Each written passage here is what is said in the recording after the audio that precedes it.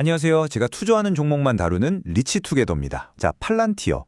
과연 인공지능의 미래일까요? 아니면 그냥 거품이 잔뜩 낀 컨설팅 회사일까요? 최근 팔란티어 주가 그야말로 자유낙하를 했죠. 소프트웨어 섹터 전체가 흔들리면서 고점 대비 30%, 많게는 50%까지 뚝 떨어졌습니다. 아니, 이 정도의 하락이면 사실 어떤 투자자라도 불안하지 않을 수가 없는 그런 상황이죠. 그렇죠. 매일 아침 눈 떴는데 계좌가 파랗게 물들어 있으면 내가 뭘 잘못 샀나? 이런 생각 절로 들기 마련입니다. 하지만 여러분, 너무 걱정하지 마세요. 오늘 대체 왜 이렇게 불안한 건지 그 원인을 정확히 짚어보고 앞으로 우리가 어떻게 해야 할지 그 해답을 같이 한번 찾아보자고요. 그런데 이 불안감에 제대로 기름을 부은 사람이 있었죠. 바로 영화 빅쇼트의 실제 주인공 마이클 버리입니다. 그가 공개적으로 팔란티어의 이 승리 오래 못 갈 겁니다 라고 시장에 아주 강력한 경고장을 날렸습니다. 월가의 족집게라고 불리는 사람이 이런 말을 하니까 투자자들 마음은 더 흔들릴 수밖에 없었겠죠. 그래서 오늘 우리는 이 두 개 정말 극단적으로 다른 이야기를 제대로 한번 파헤쳐 볼 겁니다.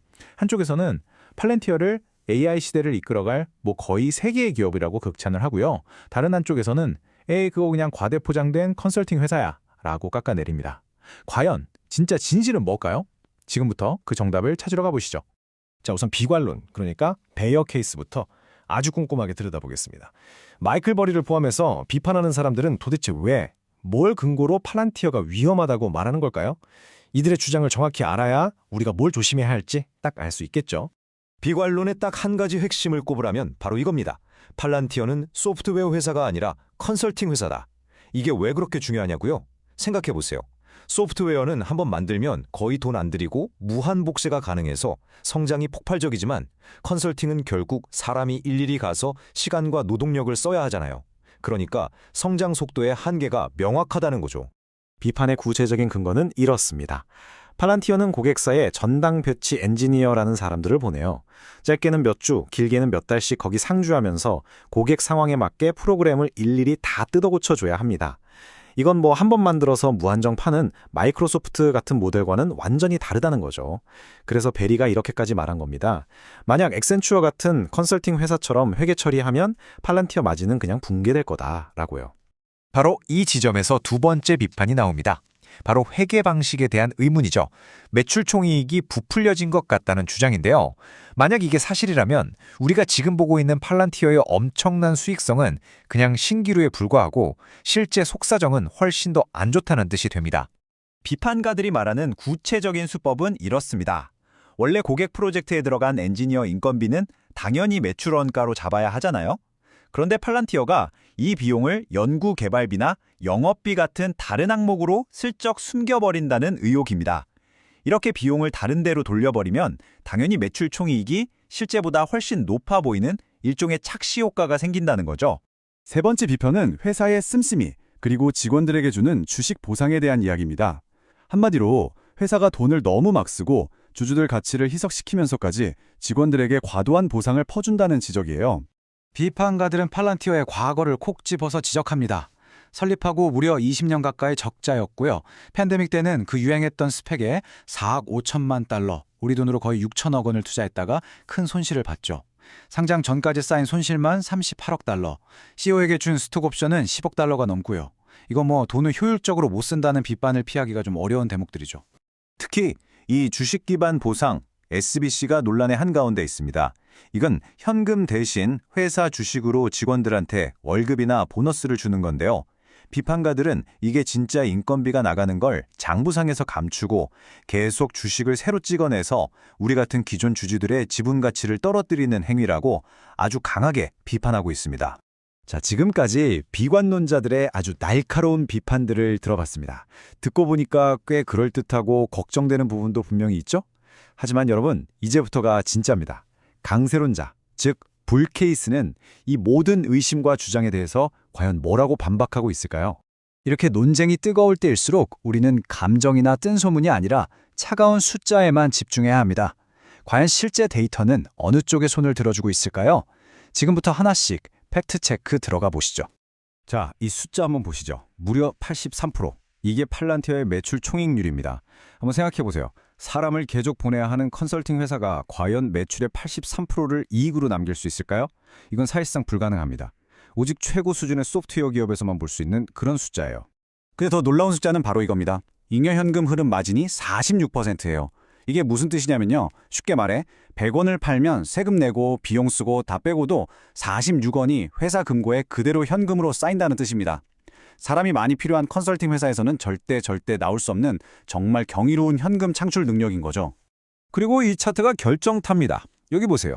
파란색 막대, 매출이 70%나 폭발적으로 성장하는 동안 회사를 굴리는 데 드는 비용은 고작 14%밖에 늘지 않았습니다. 비용 증가 속도보다 매출 증가 속도가 무려 5배나 빠르다는 거예요. 이것이야말로 소프트웨어 기업의 가장 큰 무기인 확장성을 보여주는 가장 확실하고 강력한 증거입니다. 결론은 명확합니다. 수학적으로든 재무적으로든 이 숫자들은 절대 컨설팅 회사에서 나올 수가 없습니다. 데이터는 팔란티어가 컨설팅 회사가 아니라 최상위 클래스의 소프트웨어 회사라는 걸 명백하게 보여주고 있는 거죠. 좋습니다. 그러면 아까 그 주식 보상 때문에 내 주식 가치가 떨어진다는 지분 희석 문제는 어떻게 봐야 할까요? 이 부분에 대한 강세론자들의 반박 논리도 아주 재밌습니다. 강세론자들은 이걸 피자파이에 비유합니다. 자, 내 지분율이 20%에서 10%로 반토막이 나더라도 회사가 구글이나 애플에서 데려온 천재 개발자들 덕분에 회사 전체 가치, 그러니까 피자파이의 크기 자체가 5배로 커졌다고 생각해 보세요. 그럼 어떻게 될까요? 내 지분율은 줄었지만 내가 가져가는 피자 조각의 실제 크기는 오히려 훨씬 더 커지게 됩니다. 중요한 건 내 지분율 몇 %가 아니라 전체 파이가 얼마나 커지느냐라는 거죠. 그리고 실제로 팔란티어의 파이는 우리 상상 이상으로 커졌습니다. 2020년에 상장한 이후에 주가가 무려 1300%나 올랐어요. 말 그대로 파이 성장 이론이 현실에서 어떻게 작동하는지를 제대로 증명해 보인 겁니다. 주주들은 이 성장의 과실을 다 함께 나눠 가진 셈이죠. 자, 이제 이게 컨설팅이냐 소프트웨어냐 하는 이런 소모적인 논쟁은 잠시 접어두고 그 누구도 반박하기 어려운 객관적인 성과지표, 하드 넘버들을 한번 살펴보겠습니다. 이 숫자들을 보면 팔란티어의 진짜 실력이 보입니다. 순달러 유지율 139%. 이 숫자는 정말 중요합니다. 쉽게 말해서 작년에 팔란티어 제품에 100만 원을 썼던 고객이 올해는 알아서 139만 원을 썼다는 뜻이에요. 이건 마치 우리가 넷플릭스를 보다가 너무 재밌어서 더 비싼 요금제로 스스로 업그레이드하는 것과 똑같습니다. 고객들이 제품에 너무 만족해서 지갑을 활짝 열고 있다는 가장 강력한 증거죠. 게다가 팔란티어의 사업 기반은 굉장히 튼튼합니다. 전체 매출의 절반이 미국 정부나 동맹국들로부터 나오는 아주 안정적인 계약에서 나오거든요. 정부 예산이라는 게 경기가 좋든 나쁘든 쉽게 줄어드는 게 아니잖아요. 이게 바로 팔란티어의 실적이 외부 경제 충격에도 크게 흔들리지 않게 지켜주는 든든한 안전마진 역할을 해주는 겁니다. 최근에 있었던 10억 달러짜리 에어버스 계약은 팔란티어의 사업 전략이 얼마나 똑똑한지를 보여주는 대표적인 사례입니다. 이건 단순히 제품 하나 파는 게 아니에요. 팔란티어의 플랫폼이 에어버스 항공기 운영 시스템의 일부가 되어버린 겁니다. 이게 왜 대단하냐면 이제 전 세계 모든 에어버스 항공사가 팔란티어의 잠재 고객이 되는 동시에 유통 채널이 되는 거예요. 사실상 에어버스가 자기 돈 들여서 팔란티어 영업사원 역할을 대신해주는 셈이죠. 마지막으로 40의 법칙 잠수입니다. 이건 성장성과 수익성을 동시에 보는 소프트웨어 기업의 건강검진표 같은 건데요. 보통 매출 성장률이랑 이익률을 더해서 40점에 넘으면 아주 우수한 회사라고 봅니다. 그런데 팔란티어는요, 무려 127점입니다. 이건 그냥 건강한 수준이 아니라 거의 올림픽 금메달리스트급의 압도적의 체력을 가졌다는 뜻이에요. 자, 지금까지 비관론과 낙관론, 그리고 반박이 불가능한 데이터까지 모두 다 살펴봤습니다. 정보가 좀 많아서 머리가 복잡하실 수도 있겠네요. 이제 이 모든 정보들을 실제 투자자의 입장에서 어떻게 딱 정리하고 활용해야 할지 명확한 결론을 내려드리겠습니다. 오늘 내용을 한눈에 정리하면 바로 이 표와 같습니다. 비관론, 즉 리스크는 비즈니스 모델이 컨설팅에 가깝고 주가가 너무 비싸며 경영진이 돈을 막 쓴다는 점을 지적하죠. 반면에 강세론, 즉 강점은 압도적인 소프트웨어 마진과 성장성, 그리고 139%라는 끈끈한 고객 유지율과 1300%라는 경이로운 성과로 이 모든 비판을 반박하고 있습니다. 그렇다면 우리는 이렇게 팽팽하게 맞서는 주장들 사이에서 어떻게 현명한 결정을 내릴 수 있을까요? 지금부터 여러분의 투자 스타일에 맞춰서 구체적인 전략을 한번 짜보겠습니다. 먼저 안정성을 중요하게 생각하는 신중한 투자자라면 팔란티어의 높은 주가와 큰 변동성은 꼭 기억하셔야 합니다. 비관론의 주장에도 분명히 일리가 있거든요. 그러니까 한 번에 큰 돈을 투자하기보다는 주가가 떨어질 때마다 조금씩 사 모으는 분할 매수 전략으로 리스크를 관리하거나 시장이 좀 더 진정될 때까지 기다리는 것도 아주 좋은 방법이 될 수 있습니다. 반면에 높은 수익을 노리는 성장 중심 투자자라면 70%의 매출 성장이나 127점이라는 40의 법칙 점수 같은 압도적인 성장 지표에 집중해야 합니다.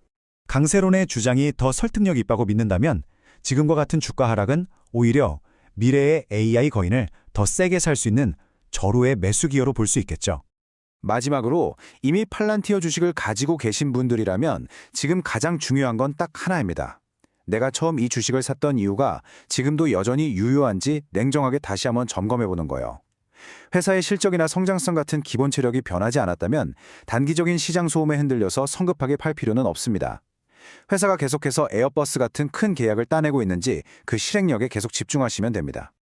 오늘 내용이 여러분의 투자 여정에 큰 도움이 되었기를 바랍니다. 리치투게더 구독과 좋아요 꼭 부탁드립니다. 감사합니다.